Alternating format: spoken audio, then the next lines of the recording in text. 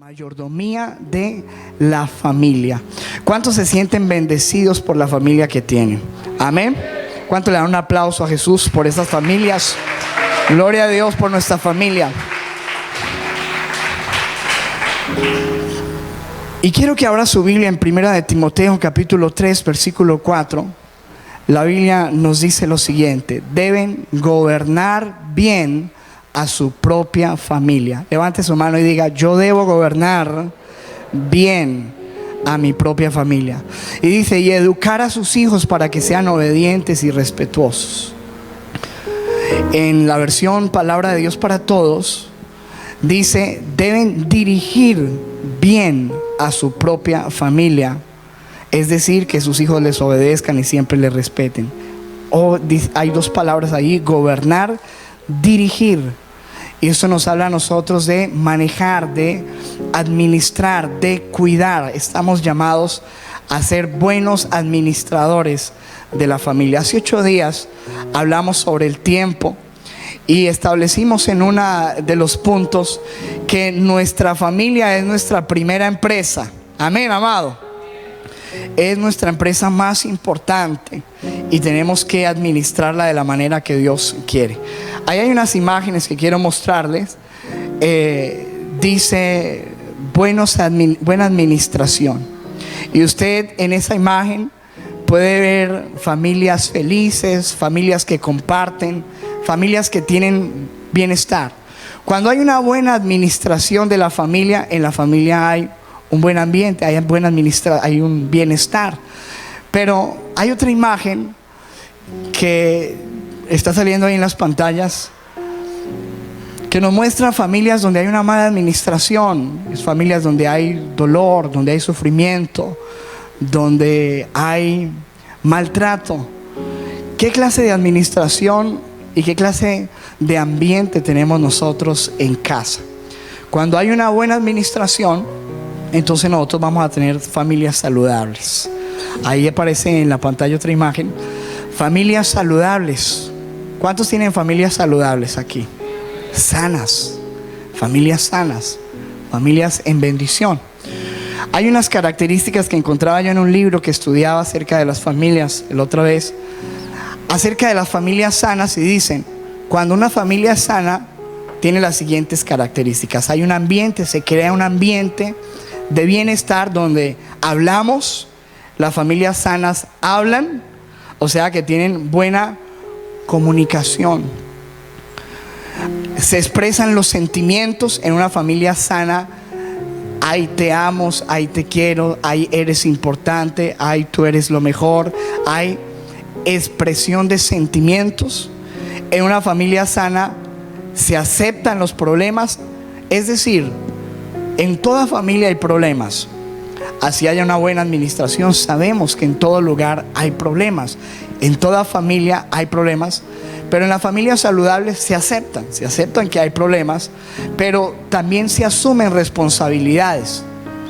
Cada uno reconoce sus errores, asume la responsabilidad. En una familia sana hay afirmación.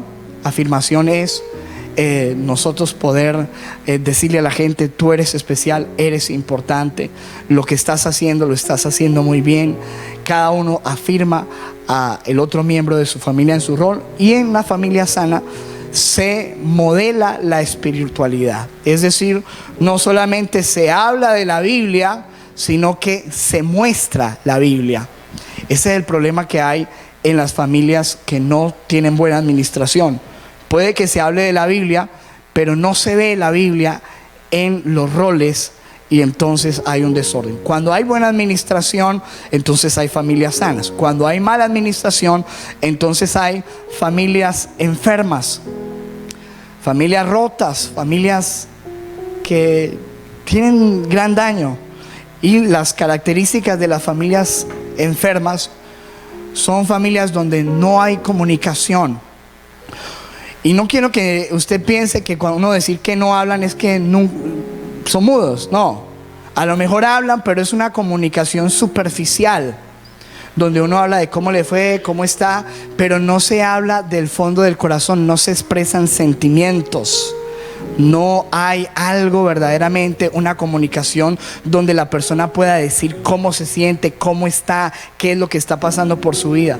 Se hablan, pero como con cualquier extraño. Eso es una familia enferma. Una familia enferma no se expresan sentimientos. No hay abrazo, no hay cariño, no hay amor manifiesto. Se culpan unos a otros. Recuerden que una de las características de una familia sana es que se reconocen los problemas. Aquí en una familia enferma se culpa. Hay problemas, pero lo que hace el problema es que la gente empiece a culparse. Es que la culpa la tiene mi esposo, es que la culpa la tiene mi hijo, es que la culpa, pero no se aceptan responsabilidades. Hay negación. En una familia enferma, escuche esto, muchas veces hay familias donde no ha estallado la bomba, pero la bomba está ahí. Los problemas están, pero la gente no lo reconoce que están. Entonces hacen como la avestruz que esconde la cabeza y piensa que todo está bien. Hay familias donde sucede esto. Aparentemente todo está bien, pero en el interior, en esa familia, hay grandes conflictos, grandes vacíos, y hay una gran negación de los problemas. Hay dureza, hay trato fuerte, duro entre los unos a los otros. Hay padres que tratan duro a sus hijos, esposos o esposas que tienen un trato áspero con su pareja, y hay falsedad. En una familia enferma la gente no se puede mostrar como es, sino que todos son máscaras. Hay hipocresía. Dios quiere que nosotros tengamos familias sanas. ¿Cuántos quieren tener familias sanas? Amén, familias bien. Pero para que una familia esté sana, la familia tiene que tener el fundamento del diseño que Dios estableció. La Biblia dice en Salmo 127, versículo 1, si el Señor, escuche lo que dice la Biblia, si el Señor no edifica la casa, en vano trabajan los que la edifican. Si el Señor no guarda la ciudad, en vano vela la guardia. Es decir, si el Señor no es el centro de tu casa, de tu relación de matrimonio, de tus hijos, por mucho que intentes, te falta el diseño, la presencia de Dios, y por ende vas a tener un hogar con mucha dificultad. Escuche, mi amado, una vez me tocó ir a ministrar una pareja donde estaban agarrados y el hombre estaba golpeando las puertas de su casa. Y este hombre decía: pastor, por mucho que intento, le doy lo mejor, tiene los mejores, la mejor ropa, tenemos la nevera llena, yo soy un hombre trabajador que me esfuerzo por tener un buen hogar, pero no, nada es suficiente. Y yo tuve que decirle a ese hombre: lo que pasa es que estás esforzándote, a lo mejor tu esposa también, pero si no estás viviendo en el diseño de Dios, si Dios no es el centro de tu casa, de tu familia, por mucho que lo intentes, vas a fallar. Porque la Biblia dice: si el Señor no edifica la casa, si el Señor no edifica la familia, en vano trabajan, en vanos son esos esfuerzos. Mateo 7, versículo 24, dice la palabra: por tanto, todo el que me oye estas palabras y las pone en práctica es como un hombre prudente que construyó su casa sobre la arena, sobre la roca. El que oye estas palabras y las pone en práctica. ¿Cuántos ponen en práctica las palabras de Dios? Dice el siguiente versículo: cayeron lluvias, crecieron los ríos, soplaron los vientos y azotaron aquella casa. Con todo, la casa no se derrumbó porque estaba cimentada sobre la roca. La Biblia dice que cuando tú y yo establecemos nuestra casa, nuestra familia sobre las palabras, los principios bíblicos, van a venir lluvias. Es decir, vamos a enfrentar los mismos problemas que enfrenta cualquier familia. Pero la Biblia dice que aunque vengan lluvias, soplen vientos, aunque vengan dificultades, nuestra casa no se va a derrumbar. Nuestra familia va a permanecer porque está cimentada ¿sobre qué, iglesia? Sobre la roca. Por el contrario, versículo 26 dice: pero todo el que me oye estas palabras y no las pone en práctica no es solamente oír la Biblia, no es solamente que tú vengas aquí y escuches, sino que la Biblia dice, cuando oigas las palabras y las pongas en práctica. Si dice, si no las pone en práctica, como dice, será como un hombre insensato, necio, que construyó su casa sobre la arena. Entonces cayeron las lluvias, dice el versículo siguiente, crecieron los ríos, soplaron los vientos y azotaron aquella casa, y ésta se derrumbó y fue grande su ruina. Escúcheme, la mayoría de las personas que se casan, la mayoría de parejas terminan en divorcio. Los hijos, vemos hogares disfuncionales, la familia es una de las entidades en crisis, y la razón es porque no estamos poniendo por obra y practicando los principios del diseñador de la familia, que se llama Dios. Amén. Entonces tenemos que regresar al diseño para nosotros ser buenos administradores. Dile a la persona que está a tu lado, regresa al diseño del Creador. ¿Qué dice el Señor? ¿Cómo puedo ser yo un buen mayordomo? Aplicando los principios. Y quiero hablar sobre esos principios, y quiero empezar hablando sobre los esposos. Toda familia empieza con un matrimonio, una pareja. ¿Qué dice la palabra del Señor acerca del matrimonio? ¿Y cuál es el diseño? ¿Y qué es lo que yo tengo que poner en práctica para que mi matrimonio funcione? Número 1, la Biblia dice en Hebreos 13, versículo 4, dice, todos deben considerar el matrimonio como algo muy valioso. ¿Cómo debemos considerar el matrimonio, iglesia? Algo que es muy valioso. Diga conmigo, apreciar. Dice, el esposo y la esposa deben ser fieles el uno al otro, porque Dios castigará a los que tengan relaciones sexuales prohibidas, es decir, fuera de ese matrimonio, y sean infieles en el matrimonio. Escúcheme, amado, en este versículo Dios nos habla que tenemos que tener dos fundamentos, y es de que debe haber aprecio y fidelidad en una pareja. Yo debo considerar mi matrimonio como algo supremamente valioso. Cuando tú consideras que tu trabajo es más valioso que tu matrimonio, tienes problemas. Cuando tienes metas por encima de ello, tienes problemas. Hay gente que es muy exitosa en sus negocios, sin embargo son unos perdedores en su casa, en su hogar. Dios quiere que tú seas exitoso en la empresa número 1 que tienes, que es tu matrimonio, tu pareja. Y dice la Biblia que debemos tener el matrimonio como algo muy valioso, y tiene que haber fidelidad. Un matrimonio nunca va a seguir adelante cuando hay infidelidad, cuando hay adulterio, cuando se ponen los ojos en otra persona. Dice la palabra, Efesios 5, versículo 33, por lo demás, cada uno de vosotros ame también a su mujer como a sí mismo, y la mujer respete a su marido.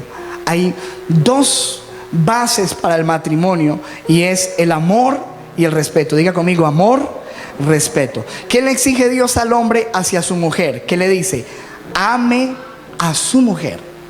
¿Qué es lo que tiene que hacer el hombre, iglesia? Amar. ¿Y qué es lo que dice el hombre, lo que le dice Dios a la mujer? Respete a su marido. ¿Qué le dice Dios al hombre? Ame. A la mujer, respete a su marido. Escuche, cuando no hay el entendimiento de estos dos pilares en una relación, no va a funcionar. El hombre no puede pensar que está cumpliendo porque lleva unas papas a la casa. Porque es que yo en mi casa no falta la comida, mejor dicho, sobra comida como marranos. Su esposa no es un marrano para alimentar. Es cierto que usted tiene que ser el proveedor, esa es su obligación, pero usted no está cumpliendo solamente cuando provee, porque usted lleva una plancha, porque lleva un electrodoméstico, porque trae a la casa cosas. La Biblia dice que la primera función del hombre es amar a su esposa, amar. Y la función de la esposa tiene que ser, ¿cuál? Según la palabra, respetar. Escúcheme, este es el diseño de Dios. Si no está ello, el matrimonio no va a funcionar. Hay que entender cada uno su rol. Entonces tiene que haber apreciación, tiene que haber fidelidad, tiene que haber amor, tiene que haber respeto. Hoy quiero hablar acerca de algunos defectos muy comunes y voy a empezar con las mujeres. Los defectos más comunes de las esposas y por los cuales muchos matrimonios se dañan. Tranquilas mujeres y tengan paciencia que ahorita llegamos a los de los hombres. Y les voy a decir esto, amadas, porque muchas mujeres están destruyendo sus hogares. La Biblia dice: la mujer sabia edifica su casa, pero la mujer necia la destruye. ¿Están entendiendo? Usted está encargada de edificar su casa. ¿Cuáles son los defectos más comunes y de los cuales nos quejamos los hombres o se quejan los hombres? En la mayoría de las consejerías que uno escucha, esto siempre sale a relucir. Número uno, escúcheme, la cantaleta. Eso es uno de los defectos más comunes y es una de las cosas que hacen que usted saque a su marido de la casa, porque cuando usted hace de su casa una zona de combate, nadie va a querer llegar ahí temprano. ¿Está entendiendo? Escúcheme, la Biblia dice lo siguiente con respecto a esto. Proverbios 2, versículo 19. Dice: es mejor vivir solo en un rincón de la azotea que en una casa preciosa con una esposa que busca pleitos. Esposa busca pleitos. Ahorita había una de esas en la obra de teatro, ¿no? O sea, si no tiene por qué pelear, se lo imagina. Pero siempre hay pleito en casa. Mujer, usted tiene que ser sabio. Usted no puede convertir su casa en una zona de pleitos. Dice la Biblia en otra versión, dice: es mejor vivir en un rincón de la azotea que en casa grande con mujer regañona, busca pleitos, cantaletosa. Hay que sacar eso de la casa. La Biblia lo advierte. Una mujer virtuosa es sabia y no va a manejar su hogar a través del pleito. Segunda queja que por ahí vemos en los hombres: descuido en el arreglo personal. Ahí hay una foto que me mandó un esposo desesperado.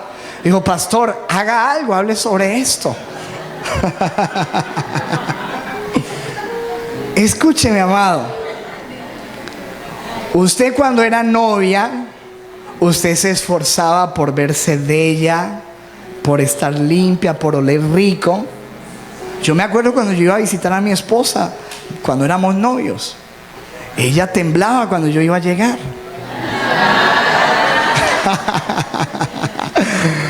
Y se ponía el perfume y cuando llegaba la encontraba una reina. Por eso me casé, me animé mucho eso.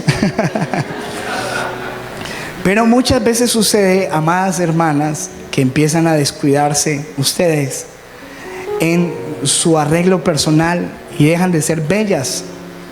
Dice: yo me cansé con una princesa, pero mire lo que tengo ahora, pastor. Y resulta, hermano, que a usted se le empieza a hacer muy difícil la vida porque su esposo en el trabajo, en la oficina, donde quiera que esté, encuentra que todas las mujeres están preciosas, hermosas, pero llega a casa y mire con lo que se encuentra. Entonces no hay motivación de llegar a la casa, porque fuera de que no se arregla, es peleona. Nadie quiere llegar ahí. Vea cómo se le pusieron los dientes de tanto regañar. Es complicado. Siguiente el defecto: tendencia a ejercer dominio. Hermanas, no cometan ustedes ese error tan terrible. Hay mujeres que se casaron y quieren empezar a dominar y a mandar, ¿cierto?, en la casa. Complicado, porque ese no es el diseño de Dios. La Biblia dice en Efesios 5, versículo 22: las casadas estén sujetas, no que le den en la jeta al marido, sino que estén sujetas. Dice: estén sujetas a sus propios maridos como al Señor. ¿Cómo usted trata al Señor? Con máximo respeto. La Biblia pone de ejemplo a Sara, que le decía a su esposo: Señor mío. Escuche, versículo siguiente: porque el marido es cabeza de la mujer y no cabeza para mandar. Eso es un problema, ¿no? Yo sé que hablar de estos conceptos bíblicos en este tiempo es difícil, pero es el diseño de Dios. La Biblia dice: el marido es cabeza de la mujer, así como Cristo es cabeza de la iglesia, la cual es su cuerpo, y Él es su Salvador. Así que como la iglesia, versículo 24, está sujeta a Cristo, así también las casadas lo estén en sus maridos en todo. Ese es el diseño, amado. Entonces, cuando una mujer quiere tomar control y dominar, viola el diseño. Y escúcheme, usted se mete en problemas y destruye su casa, porque usted está contradiciendo la naturaleza del matrimonio. Fíjese nada más usted cómo nos creó a nosotros Dios. Hasta en el cuerpo, el hombre tiene una espalda ancha, la mujer no. El hombre tiene unas manos fuertes. El hombre fue creado para trabajar, para proveer, para guiar, para cuidar, para ejercer autoridad. La mujer es más delicada. Cuando la mujer quiere tomar el papel que no le corresponde, destruye su casa. Esas son una de las cosas. Otro defecto muy común: la apatía sexual. Uno de los grandes problemas del matrimonio, y escúchenme, amadas, que se los digo aquí con amor y mucho respeto, uno de los grandes problemas en las parejas, y por los cuales siempre son los problemas, es porque la mujer muestra mucha apatía en la parte sexual. El sexo es un regalo de Dios para el matrimonio, es una gran bendición, ¿verdad que sí? Y muchas veces por parte de la mujer hay una apatía. La apatía, según el diccionario, es falta de emoción, motivación o entusiasmo. Entonces empieza a negarse en el aspecto sexual. Y la Biblia habla sobre esto muy detalladamente. Mire lo que dice la Biblia, 1 Corintios 7, versículo 5. Esto es la versión lenguaje actual. Dice: por eso ninguno de los dos debe decirle al otro que no desea tener relaciones sexuales. Sin embargo, pueden ponerse de acuerdo los dos y dejar de tener relaciones sexuales por un tiempo para dedicarse a orar. Es decir, la única manera en que una pareja debe dejar de tener relaciones sexuales es porque los dos se pongan de acuerdo. Lo que pasa es que en muchas parejas la esposa ya no quiere nada y el hombre tiene una gran necesidad sexual. Eso usted lo tiene que saber. Los hombres somos así. Queremos estar con nuestras esposas y somos muy necesitados de esa parte sexual. La mujer no mucho. Hay sus excepciones.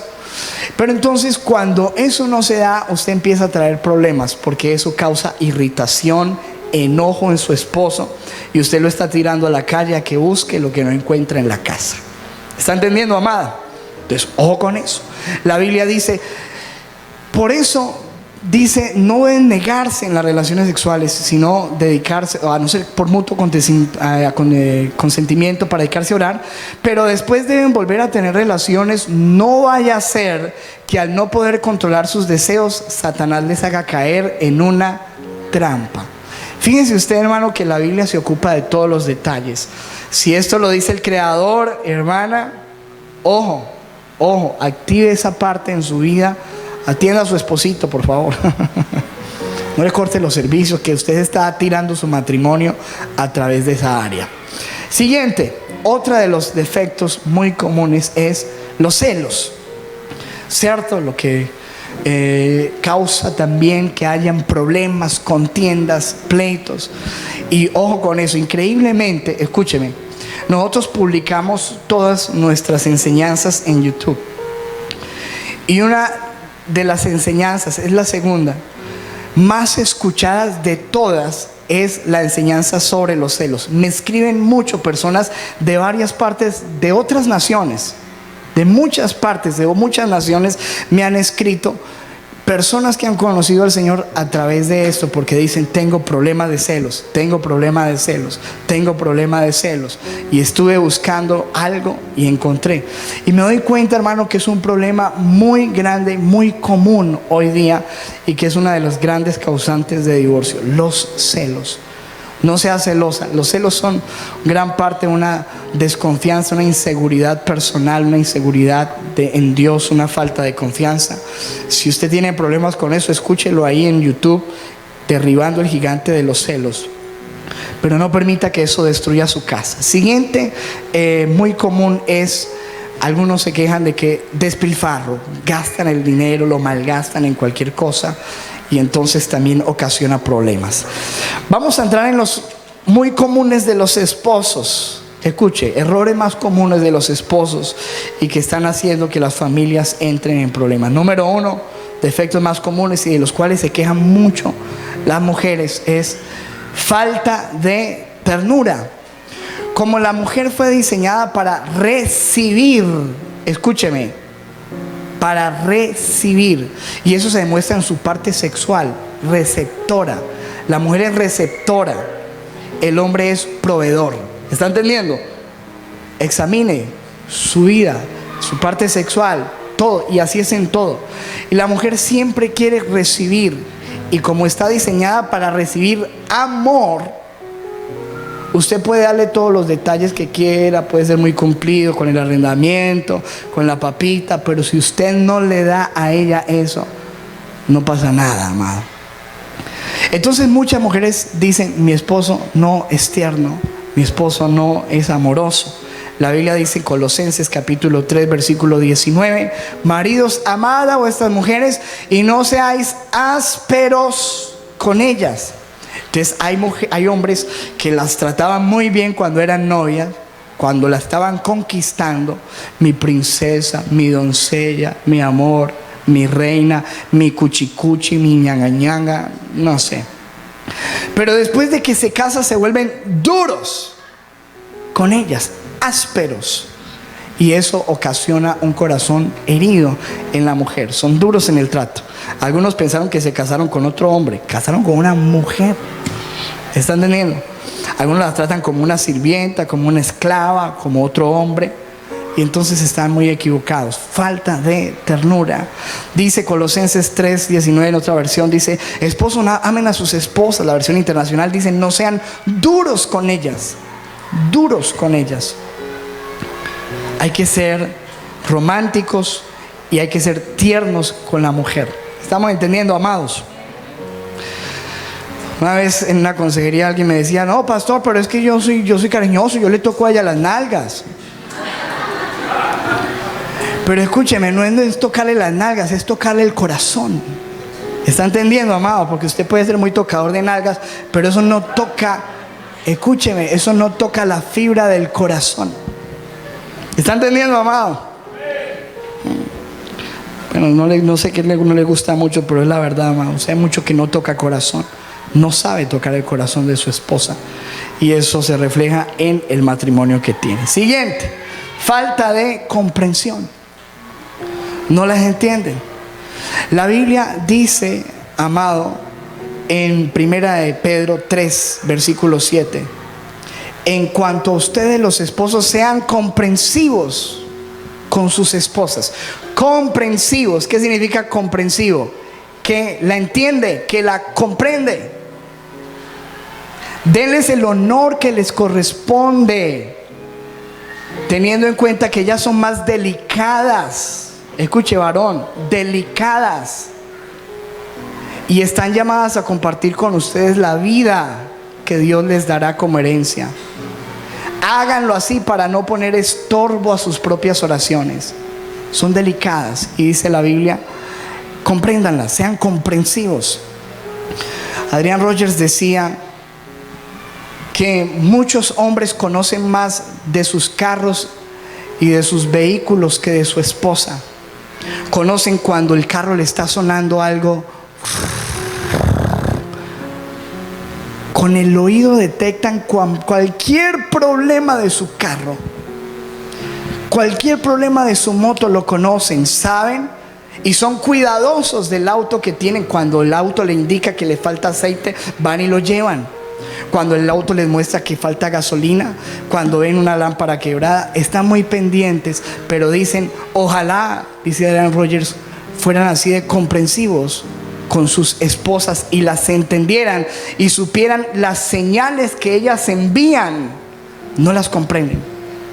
Sus esposas le están mostrando señales, no se dan cuenta de las señales que indican que su matrimonio está en declive.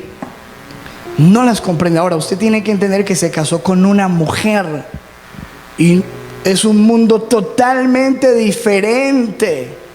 Ay, es que a mí no me gusta eso de la ternura. No, usted no, pero a su mujer sí, porque es una mujer, no es un hombre, no es usted. A usted no le gusta, pero a ella sí.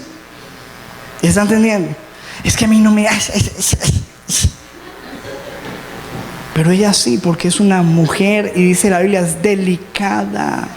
Comprenda, entienda y supla esa necesidad. Así como usted necesita que su necesidad sexual, varón, sea suplida, ella necesita que su necesidad emocional y de ternura y de amor sea suplida. Porque de lo contrario, esa mujer y muchas mujeres, créame, se sienten solamente usadas. Solamente cuando me quiere, me coge y después ya. Usadas se sienten muchas mujeres, pero no se sienten amadas. Y a lo mejor usted no ha tenido una mujer que sea capaz de enfrentarlo y de decírselo, pero yo le lo digo de parte de Dios. Y sepa, hermano, que muchos de ustedes no lo saben, pero así es. Siguiente, falta, otra de las problemas, falta de tiempo. Muchas de las quejas, falta de tiempo. Muchas mujeres se acercan a la zona de consejería y dicen, es que mi esposo no tiene tiempo, es muy ocupado. Y dedica mucho tiempo en el trabajo, en sus amigos, en el deporte, en la televisión, pero no tiene tiempo de calidad conmigo. Hermano, usted y yo necesitamos tiempo. Y si no sabe cómo manejarlo, escuche la de hace 8 días, mayordomía del tiempo. Necesitamos aprender a dedicar tiempo de calidad, tiempo especial. Ahora no es tiempo, porque algunas personas, escúcheme, salen y pasean, pero cada uno coge su celular. ¿Y usted cree que eso es pasar tiempo juntos? O hay distracciones. Sí, estamos juntos, estamos viendo una película. Eso es tiempo. Tiempo de intimidad, tiempo de amor, tiempo de hablar, tiempo de ser amigos. Siguiente queja o falta común en los hombres por parte de las mujeres, muy reconocido, dice falta de cooperación. Pastor, es que no ayuda para nada. ¿Cuántos han escuchado eso? ¿Cierto? No ayuda para nada y está así como ese. Y muchas veces solamente ayudamos para levantar los pies para que ella barra por debajo, ¿cierto? Esa es la cooperación. Y muchas de las quejas de las mujeres son esas, amados. Es que no me ayuda, no hay cooperación. Me incluyo ahí. Siguiente. Ojo, tacañería. ¿Cuántos han escuchado? No, es que ni un par de brasieres, de medias. Eso lo escuchamos todo el tiempo. Tacaño, pastor, tengo los calzones rotos. Eso no me lo han dicho. Pero se escucha mucho. No, es que tacaño a toda hora, sí, comida, tal, pero con eso. Ya tengo los brasieres ya de puros hilos de diferente color ahí de tanto remiendo. Entonces, hermano, ojo, tacañería. Siguiente, otra de las faltas muy comunes y de las que las mujeres hablan mucho es que el esposo no asume el liderazgo. Y entonces, como el esposo no se pellizca, no se mueve y no dirige, le toca a ella. Problema porque es una mujer que se siente con una gran carga sobre sus hombros. Le toca hacer las dos cosas. El hombre fue, escúcheme, cuando la Biblia dice que el hombre es la cabeza, no es solamente para mandar. Es para que dirija, sea sabio, guía, tome la iniciativa y vaya hacia adelante. ¿Estamos entendiendo, amados? Cuando usted no asume el liderazgo, hermano, usted está fallando como esposo y es un gran problema. No solamente en la parte económica, escúcheme, muchas de las quejas es: mi esposo no es un hombre que asuma el liderazgo espiritual en la casa. Y escúcheme, porque la Biblia dice, yo le decía en estos días a los hombres cuando tuvimos la reunión, la Biblia dice que nosotros somos los sacerdotes de la casa. Somos los que tenemos que estar como cabeza. Pero esa función se la hemos tirado a la esposa. Es un gran problema, porque esa no es la función de la esposa. Y sin duda le ha tocado asumirla. Mi esposo no ora, mi esposo no le gusta ir a la iglesia, se duerme, no le gusta nada, pastor, de las cosas de Dios, nada. Métase con Dios, varón, para que su hogar no termine destruido.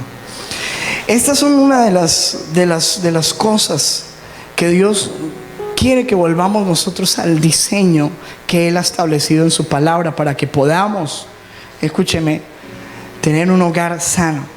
Ahora voy a hablar acerca de los padres. Después de que hay una unión entre esposos, venimos a nuestra función de padres, tenemos hijos. La Biblia da unas instrucciones muy claras a los padres.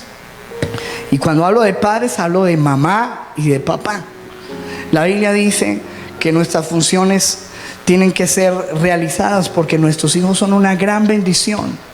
Salmo 127, versículo 3 dice: los hijos que nos nacen son ricas bendiciones del Señor. ¿Qué son los hijos, iglesia? Bendiciones.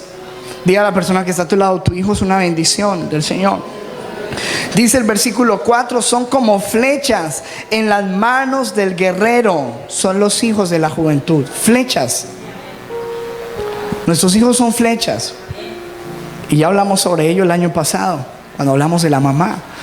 Pero son flechas, y las flechas tienen que ser dirigidas, guiadas. Las flechas no se pueden ir solas, necesitan a alguien que les dé dirección. Y eso somos nosotros. Por eso, dentro de nuestras funciones, dice la Biblia, son las siguientes. Número 1, Proverbios 22:6 dice: instruye al niño en su camino, y aun cuando fuere viejo no se apartará de él. Diga conmigo: instrucción. Instrucción. Escuche, vuelvo y repito: usted no cumple cuando usted compra todos los juguetes y la mejor ropa. Amén, gloria a Dios. Eso es una sola parte. Pero las funciones como padre, según la Biblia, usted tiene que ser un instructor de sus hijos. Instrucción. Instrúyenlo en el camino, en su camino. Enséñele qué es ser un hombre, si usted tiene un hombre. Si usted tiene una mujer, enséñele lo que es ser una mujer. Muestre la vida, enséñele valores, enséñele la Biblia. Instrucción. Deber de los padres, no de la mamá, de los padres, de ambos. Dice la Biblia, enseñanza espiritual. Deuteronomio 6, versículo 6 dice: grábate en el corazón estas palabras que hoy te mando. Eso le dice el Señor a los padres: grábense mis palabras en su corazón. Eso es tu deber como papá y como mamá, grabarte estas palabras. Si tú no las conoces, ¿qué le vas a enseñar a tus hijos? ¿Qué les vas a enseñar? Lo que has aprendido a patadas en la vida, en golpes en la vida, eso les vas a enseñar. O les vas a enseñar del Padre de los padres, del Creador, del diseñador de la vida. ¿Qué les vas a enseñar? Dice: grábate en el corazón estas palabras que hoy te mando. Versículo siguiente: incúlcaselas continuamente. Estas directrices para los padres. Incúlcale mis palabras a tus hijos continuamente. Háblales de ellas cuando estés en tu casa, y cuando vayas por el camino, y cuando te acuestes y cuando te levantes. ¿Cuándo le vas a hablar a tus hijos de Dios? No, que después voy a esperar a que ellos decidan, que crezcan y que decidan lo que quieran creer. Wow, error. Y si deciden ser criminales, ¿eso es lo que quieres? La Biblia dice que tú y yo estamos para instruir, para educar, enseñar. Versículo siguiente, en esa misma versión, en la otra versión dice: diligentemente les enseñarás a tus hijos. Tú tienes que enseñarle a tus hijos la palabra. Y hablarás de estas palabras cuando te sientes en tu casa, y cuando andes por el camino, cuando te acuestes y cuando te levantes. Y lo que tú no le enseñes a tus hijos correctamente, otros se lo van a enseñar en la calle de manera incorrecta. Si tú no le enseñas a tus hijos la sexualidad correctamente, por allá se la van a enseñar de otra manera. ¿Estás entendiendo, amado? Lo que tú no enseñes en casa, lo van a aprender en la calle. Yo prefiero que lo aprendan en mi casa conmigo, como papá, ¿o no? Y esto, escúcheme, no es de mamás, esto es de papá y de mamá. El papá es el sacerdote, el pastor de su casa, el varón para levantarse y establecer los principios y las bases espirituales de su familia, el varón. ¿Está entendiendo, amado? Muchos de nosotros no tuvimos un papá. Yo no lo tuve. Ojalá lo hubiera tenido, que me hubiera enseñado lo que era ser hombre, enseñarme a crecer, enseñarme a respetar a una mujer, enseñarme muchas cosas que no aprendí en la vida, que las aprendí después de viejo con esto. Me hubiera ahorrado lágrimas, dolor, sufrimiento y muchas cosas. ¿Está entendiendo, amado? Siguiente, escuche. Educación y formación del carácter, deber de los padres. Proverbios 13:24. Primera de Timoteo 3:4. Además, debe gobernar bien a su propia familia y educar a sus hijos para que sean obedientes y respetuosos. ¿Dónde aprenden tus hijos obediencia y respeto? ¿En el colegio? No, señor. En el colegio no se lo van a enseñar. En el colegio le enseñarán matemáticas, español, inglés, pero obediencia y respeto y carácter se aprenden ¿en dónde? En casa. ¿Con quién? Con papá y con mamá. Enseñale a tu hijo que no sea un irrespetuoso, que no sea un cochino, que aprenda a tratar a una dama, a una mujer, que aprenda a tu hija a sentarse bien, a hablar con un hombre. ¿Estás entendiendo? Eso se aprende en casa, eso no se lo enseñan en otro lado, en casa. Formación del carácter en la casa. Siguiente, corrección, deber de los padres. Dice la palabra de Dios, Proverbios 13:24, el que detiene el castigo a su hijo aborrece, mas el que lo ama desde temprano lo corrige. Hay gente que ha pensado que el castigo es malo, que la corrección es mala. La Biblia dice todo lo contrario. La Biblia dice que la corrección es sinónimo de amor, y que cuando tú amas a tus hijos, desde temprano los corriges. ¿Estás entendiendo? Hay gente que dice, ay, pastor, yo nunca le pego a mis hijos, nunca le he pegado un tramacazo. Y con razón. Con razón. Deberías haberle pegado unas cuantas nalgadas, por eso no estaría tan malcriado como lo tienes hoy. Escúchame, la Biblia dice que el que detiene el castigo a su hijo aborrece. No es que lo ame, lo aborrece. Siguiente versículo dice Proverbios 29:15, la vara y la corrección dan sabiduría. La vara y la corrección dan sabiduría, mas el muchacho consentido avergonzará a su madre. ¿Quieres tener hijos que te avergüencen? Deténles la corrección. En estos días, a los que tienen WhatsApp les mandé una imagen con un versículo cerca de la corrección. ¿Se acuerdan? Mírala ahí, ponla ahí, Andrés, por favor. Dice, cuenta la leyenda. ¿Cuántos se acuerdan de esto? A mí sí me tocó, y harta. Dice, cuenta la leyenda que gracias a este artefacto extraño para hoy, muchos de nosotros no somos vagos, ni delincuentes, ni maleducados, ni malas personas. ¿Para cuántos eso es verdad? Dice la Biblia, Proverbios 23:13 y 14, no te niegues a castigar al muchacho, que unos cuantos azotes no lo van a matar. Dale unos azotes y así lo librarás de la muerte. Eso es Biblia. Yo no sé si usted esté de acuerdo con eso o no. Y la psicología moderna te dirá, no, el diálogo y el diálogo. Sigue así. Yo creo más en la Biblia. Y la Biblia dice que Dios al que ama lo corrige.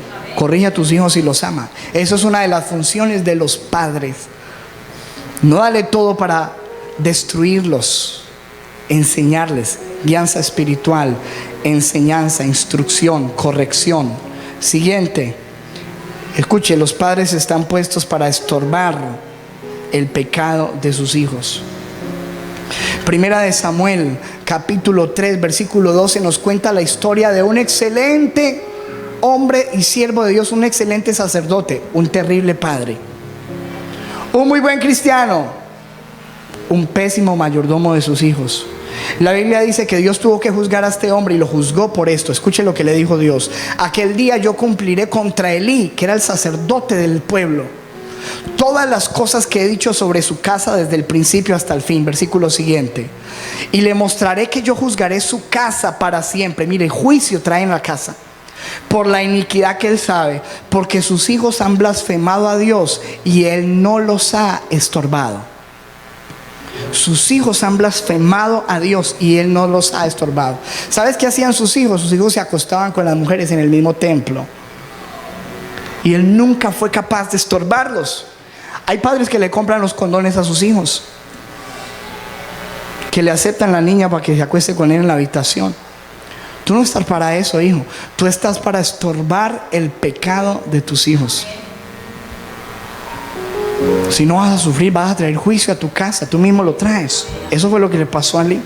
Siguiente: disciplina y consejería espiritual. Efesios 6:24. Vosotros padres no provoquéis a ira a vuestros hijos, sino criadlos en disciplina y amonestación del Señor. Escúcheme, porque la Biblia nos dice ahí padres y nos dice criarlos. ¿Quiénes deben criar a los hijos? Los padres, no la nana, no la abuelita. Escúchame, porque Dios va a pedir cuentas de esto, de tus hijos, no a la abuelita ni a la nana. Dios te va a pedir cuentas a ti, porque son tus hijos, no son los hijos de la nana. Es una responsabilidad de los padres criar a los hijos. Y hay algunos que han traído a sus hijos pero no los quieren criar. ¿Para qué los tuviste? ¿Para qué los trajiste a este mundo si no estás dispuesto a criarlos? Es que yo quería ser profesional. Entonces, ¿para qué tuviste ellos? ¿Quién los va a criar? Hay hijos totalmente en un abandono. Los está levantando la televisión, el señor que le pagan para que lo haga, etcétera. Una generación abandonada que no sabe qué es un papá, no sabe qué es una mamá. Una soledad total. Dice la Biblia: el deber de los padres, criar a los hijos. ¿Cómo? En disciplina y amonestación del Señor. Consejo bíblico tienes que darle a tus hijos. ¿Qué clase de consejos le va a dar a tus hijos si no tienes el consejo de Dios en tu corazón? Siguiente, afirmación. Colosenses 3:21. Padres, no exasperéis a vuestros hijos para que no se desalienten. Es cierto que hay que disciplinar a los hijos, pero al mismo lado de la disciplina tiene que estar la afirmación. Tengo que alentarlos, tengo que motivarlos. Hay padres que la única vez que se dirigen a sus hijos son para regañarlos, pero nunca los sientan para decirle: lo estás haciendo muy bien, eres excelente, vas a llegar lejos, me gusta lo que estás haciendo. Cuando hacen algo malo hay regaño, pero cuando hacen algo bueno nadie dice nada. Ellos necesitan afirmación según la palabra, y eso tiene que darle en los padres. Tú tienes que sembrarle a tus hijos en su mente, en su corazón, que ellos pueden alcanzar sus metas, que ellos pueden ser grandes, que ellos pueden llegar a donde tú no has llegado. Tienes que sembrarle la visión de Dios en sus corazones. Recuerda que son flechas, hay que lanzarlos. ¿Quién es el que lanza la flecha? El padre. ¿A dónde? A donde lo está dirigiendo con su visión. Tienes que sembrarle visión a tus hijos, afirmación. Algunos solamente regaño, pelo, castigo, maltrato, dureza. Es asombroso, hermanos, cuando uno habla con los hombres, y todos nosotros hemos tenido la misma historia. Un papá duro que nos trató mal, que nos dio juguete, que siempre nos dijo: no sirves para nada, no puedes hacer nada bien, y que nunca nos instruyó, nos animó, nos alentó, nos besó, nos cargó, nos abrazó. Y muchos de nosotros, en una generación huérfana, no conocemos lo que es un papá, y por eso no podemos ser padres. Dios quiere que tú cambies ese chip y que tú y yo podamos ser la bendición para nuestros hijos. Que escúcheme, que nosotros, hermanos, no tengamos que ser, el día que muramos y que nuestros hijos sean mayores, el mal recuerdo de ellos. Yo espero ser el mejor recuerdo de mi hija. Ojalá que usted también. El mejor recuerdo, no la pesadilla.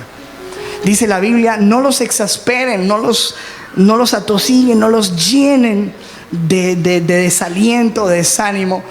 Dice: para que no pierdan ánimo, para que no se desalienten. En la otra versión dice: padres, no exasperen a sus hijos, no sea que se desanimen. Siguiente deber de los padres y último, oración e intercesión constante. La otra vez levantamos un ministerio aquí en la iglesia, padres y madres que oran por sus hijos. Se convirtió en madres que oran por sus hijos, no venían sino mujeres. Y yo no sé en qué momento, yo le decía a los hombres en estos días, en qué momento el enemigo le habló a su corazón y le dijo que la oración era una cosa de mujeres. Está muy equivocado. Yo le decía a los hombres en estos días, Jesús no llamó 12 apóstolas, llamó 12 apóstoles, hombres, que fueran seguidores, amantes de Él y que fueran gente de oración que estuviera en su presencia. ¿Quién va a orar por tus hijos? El pastor. Nadie va a orar por tus hijos como tú lo puedes hacer. La Biblia nos da un ejemplo de un hombre excepcional, Job. Y escúcheme, no estoy hablando de un hombre desocupado, era un hombre millonario, rico. Dice que era el hombre más rico del oriente. Tenía haciendas, tenía ganado, tenía negocios, tenía fortuna. Pero este hombre nunca descuidó la oración por sus hijos. La Biblia dice en Job capítulo 1 versículo 4, sus hijos acostumbraban turnarse para celebrar banquetes en sus respectivas casas. Tenía 10. E invitaban a sus 3 hermanas a comer y beber con ellos. Una vez terminado el ciclo de los banquetes, Job, escuche, el versículo siguiente, se aseguraba de que sus hijos se purificaran muy de mañana. Dice esto la Biblia, escuche lo que hacía Job todos los días. Muy de mañana ofrecía un sacrificio, un holocausto por cada uno de ellos. En ese tiempo la oración no era de que yo me arrodillaba y oraba. Tenían que construir un altar, ofrecer fuego, ofrecer víctimas, ofrecer sacrificios. Tomaba más tiempo. Y dice que todos los días ofrecía un sacrificio por cada uno de sus hijos. Eran 10 sacrificios todos los días. Dice, ofrecía un holocausto por cada uno de ellos, pues pensaba, tal vez mis hijos hayan pecado y maldecido en su corazón a Dios. Para Job, este era una costumbre cotidiana. ¿Qué significa cotidiana? Todos los días hacía oración por sus hijos. Todos los días clamaba por sus hijos. ¿Qué vas a esperar, amado? Que tengas un hijo en una cárcel, en un hospital, con un embarazo no deseado, para orar por ellos. Muchos han tenido que doblar sus rodillas, pero cuando es demasiado tarde. Hay que hacerlo antes, antecitos. Orar por nuestros hijos. Varones, levantémonos en oración por nuestros hijos. El viernes tenemos oración a las 7 de la noche. Vamos a orar por nuestros hijos. Solo hombres. Siguiente, voy a hablar ahora para terminar. Los hijos. Los hijos también tienen un diseño dentro de la mayordomía de la familia. Unos roles. Todos somos hijos aquí. Y la Biblia dice lo siguiente, Efesios 6:1: hijos, obedezcan en el Señor a sus padres, porque esto es justo. Esto es justo. Diga conmigo, es justo. Dígalo fuerte, es justo. Mira, tu padre te tuvo, te trajo hasta aquí, te cambió los pañales, te aguantó, etcétera. Hizo esfuerzos, buenos o malos, fallaron. Nuestros padres cometieron muchos errores, pero son nuestros padres. Y la Biblia dice que nuestro deber como hijos es obedecerles. Obediencia. Dice, es justo que obedezca. Es que mi papá es muy cansón. Ese sabe por qué lo hace. Cuando tengas un hijo te vas a dar cuenta. Es justo. La Biblia dice, Efesios 6:2. Escucha, hay una promesa por este mandamiento. Dice, honra a tu padre y a tu madre, que es el primer mandamiento con promesa. Diga conmigo, promesas. Diga conmigo, bendición. Y dice, hónralos. Versículo siguiente dice, para que te vaya bien y seas de larga vida y disfrutes de larga vida en la tierra. Créame, hermano, que hay mucha gente que no le va bien en la vida. Y si uno se pone a retroceder, se da cuenta que fueron malos hijos. Y a los malos hijos no les va bien. Los buenos hijos les va bien, dice la Biblia. Honra a tu padre y a tu madre para que te vaya bien. ¿Cuántos quieren que les vaya bien? Todos. Y seas de larga vida. Hay gente que muere antes de tiempo por ser mal hijo. Dios establece que como hijos tenemos que honrar respetar, obedecer, honrar. Honrar nos habla de aprecio, nos habla de amor, nos habla de respeto. ¿Sabes hoy en día cómo tratan muchos hijos a sus padres? De una manera impresionante. Hablan mal de ellos, murmuran, hablan mal con sus amigos de sus padres, los tratan mal, les responden. Todo eso lo vas a cosechar cuando tengas los tuyos, porque todo lo que el hombre siembre, eso va a recoger. Así como hay una bendición para este mandamiento, también hay una maldición. La Biblia dice en Deuteronomio 27:16: maldito el que desprecie a su padre o a su madre. Y todo el pueblo dirá amén. Dígame amén.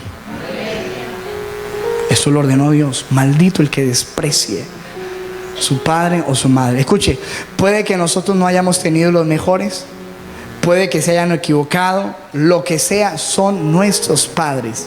Y si ellos no cumplieron, nosotros tenemos que cumplir. ¿Estamos entendiendo, amado? Cumplir, ¿qué dice la Biblia? No despreciarlos. Hay que apreciarlos, hay que valorarlos, hay que amarlos, hay que respetarlos. Primera de Timoteo 5:4 dice: pero si alguna viuda tiene hijos o nietos, aprendan estos primero a ser piadosos.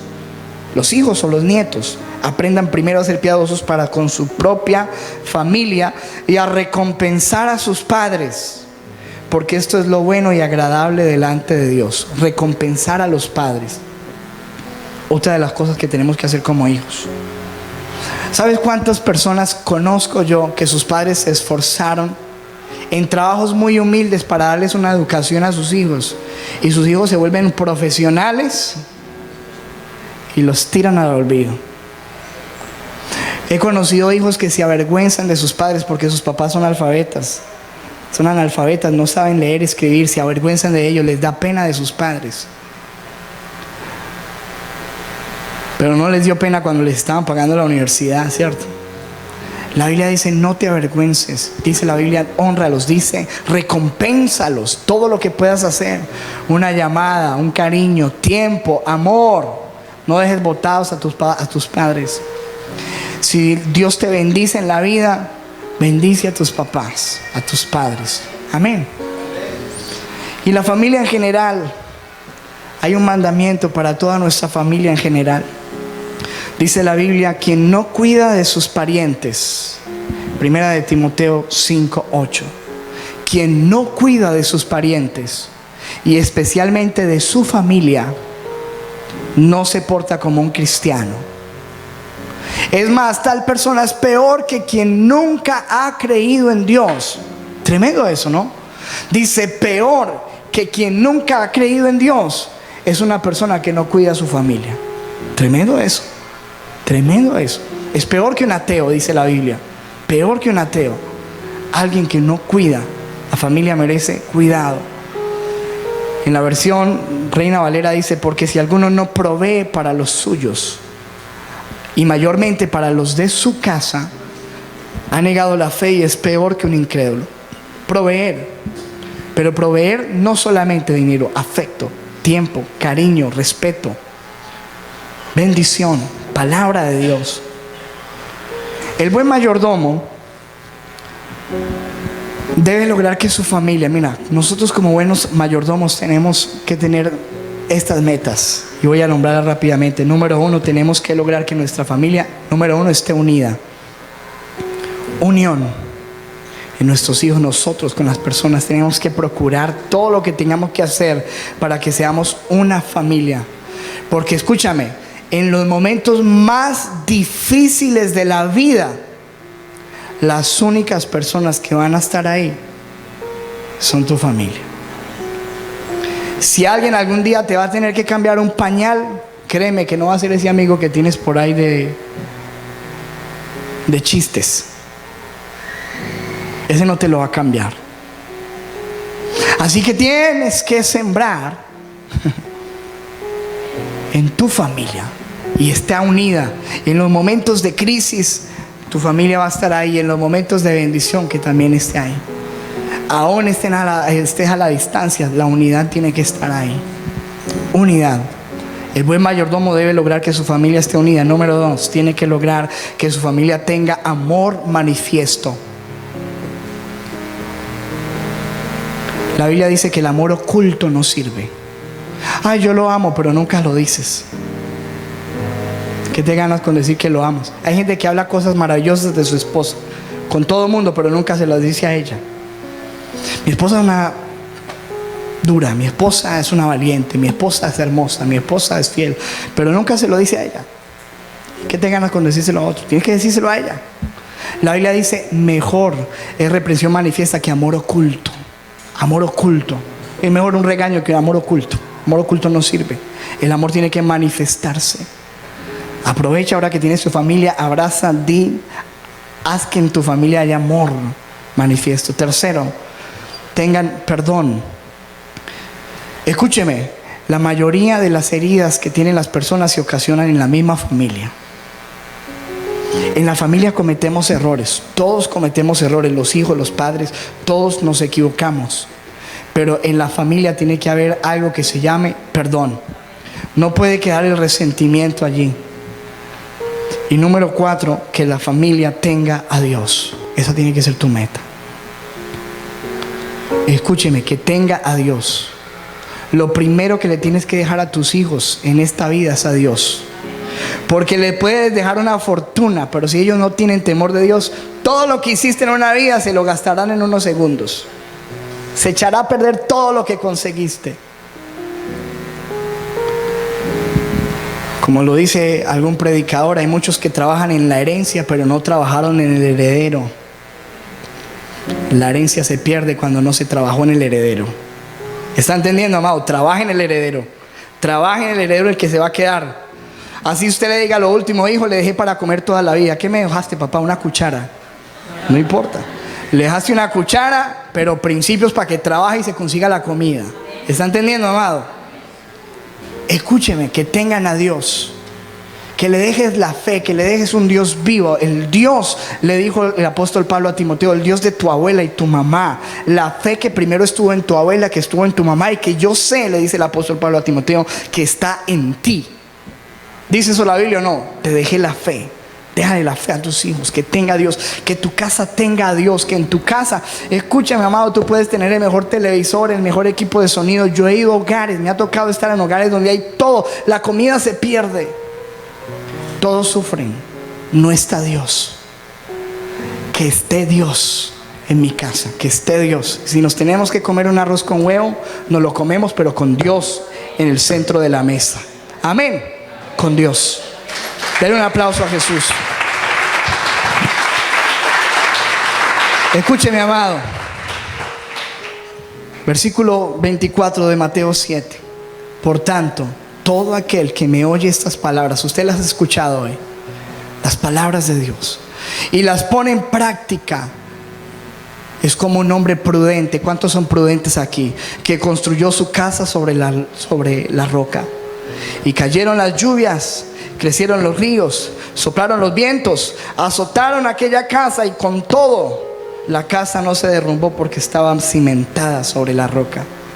Escúcheme, versículo último para terminar esta imagen, mírela ahí. Hay un versículo en Proverbios 11:29, versión lenguaje sencilla, que dice la Biblia: el que descuida a su familia, nada le queda. Nada le queda. Nada le queda. El que descuida a su familia, nada le queda. No descuides a tu familia y dile al Señor: yo quiero ser un excelente mayordomo de ese tesoro que tú me has dado, mi casa. Amén.